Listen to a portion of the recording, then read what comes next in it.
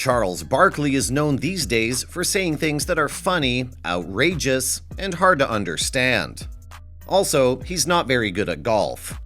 That being said, the round mound of rebound was one of the best NBA players before he became a well-known and liked TV host.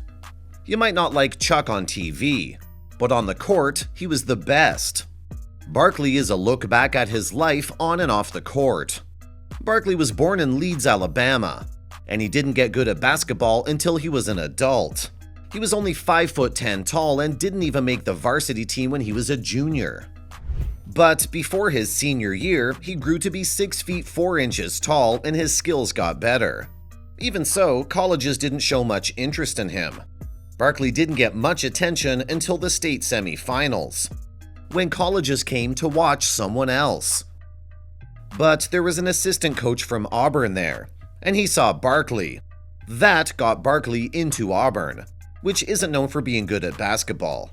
Barkley never had the look of a typical basketball player, but that didn't stop him from being the best player on the court. Chuck played at Auburn for 3 years. All 3 years, he led the SEC in rebounding.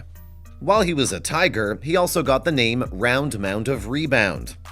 In 1984, when Barkley was a junior, he had his best year. It was also a big year for the Auburn team. Charles was Player of the Year in the SEC, and he also led the Tigers to the NCAA tournament. Auburn had never been to the tournament before, so this was a big deal. Auburn lost in the first round, but Barkley had 23 points and 17 rebounds. The 1984 NBA draft was full of stars. The first pick was Hakeem Olajuwon, the third pick was Michael Jordan, and John Stockton was picked later in the draft. Going to the Philadelphia 76ers with the 5th overall pick? Barkley would say that.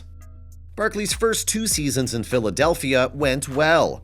His skills at getting the ball back worked well in the NBA. In his first season, he averaged over 11 rebounds per game. And in his second season, he averaged almost 13. Moses Malone, on the other hand, was traded before Barkley's third season, which helped him improve as a player.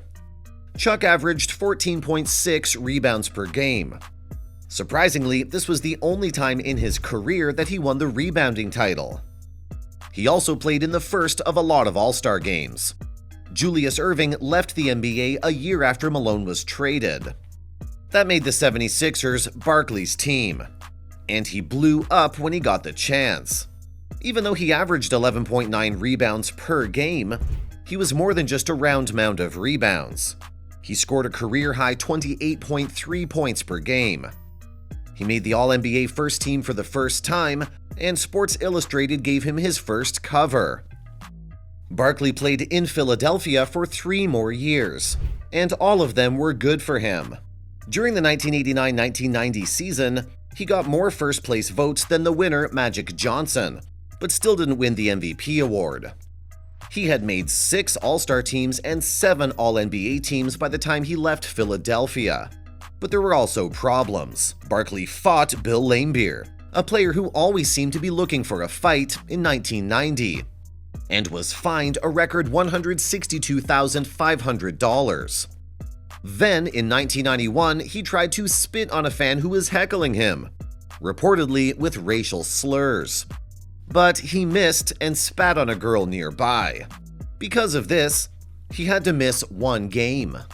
Also, Barkley and that girl and her family became friends. We think you know a lot about the 1992 Dream Team at this point. But we have to bring it up because Barkley was a part of that famous team. The Dream Team was the best, and the US won the gold medal. Barkley also said some funny things.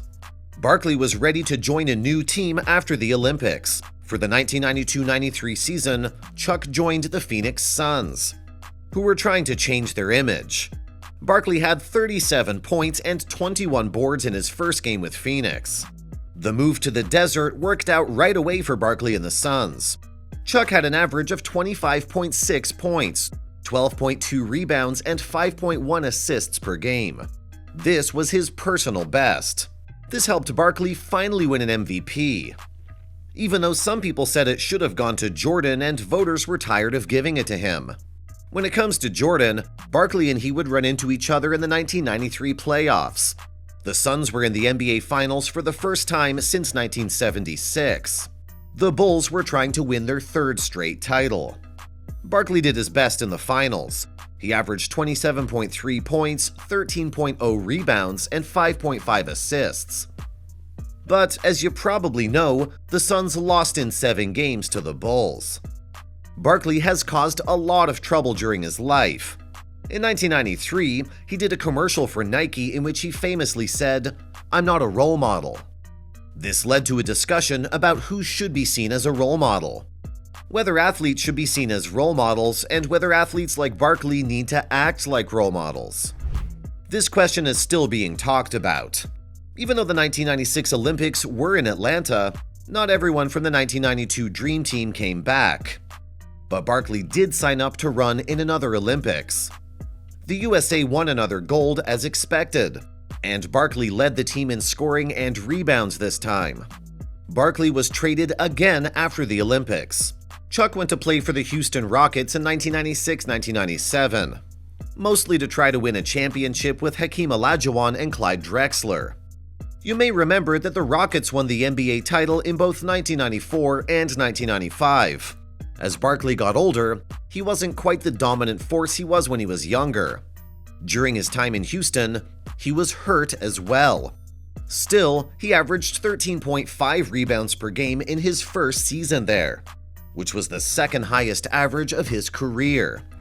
The Rockets made it all the way to the Western Conference Finals, but they lost in 6 games to the Utah Jazz, who had 3 legends on their team.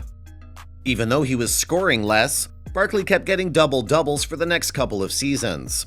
But during the 1999-2000 season, Barkley tore a tendon in his quad in December. Many people thought that Barkley's career was over at this point, but he didn't want to end his last game by getting hurt. On April 19, 2000, Chuck came back to play in one more game. He got on the court, made a basket, and was taken out of the game to a standing ovation. Barkley quit right then and there. Barkley became a TV analyst for TNT after he left the NBA. He still does that job, which may have made him even more well-known than he was as a player. He has, of course, been a divisive figure. Some people like him and think he's funny. He's even won 3 sports Emmys for Outstanding Studio Analyst. He makes people mad. Barkley doesn't seem to care about much and doesn't pay attention to everything. He says publicly that he won't watch some teams, and like many former athletes, he rants about analytics and jump shooting teams without getting anywhere. There have also been things said and jokes that were not appropriate. And yet, he's been a mainstay of TNT's NBA shows for 20 years. Barkley was a natural choice to be put into the Hall of Fame in 2006. Auburn and Philadelphia both retired his number, and Phoenix put him in its Ring of Honor. Barkley was also on the 50th anniversary team for the NBA.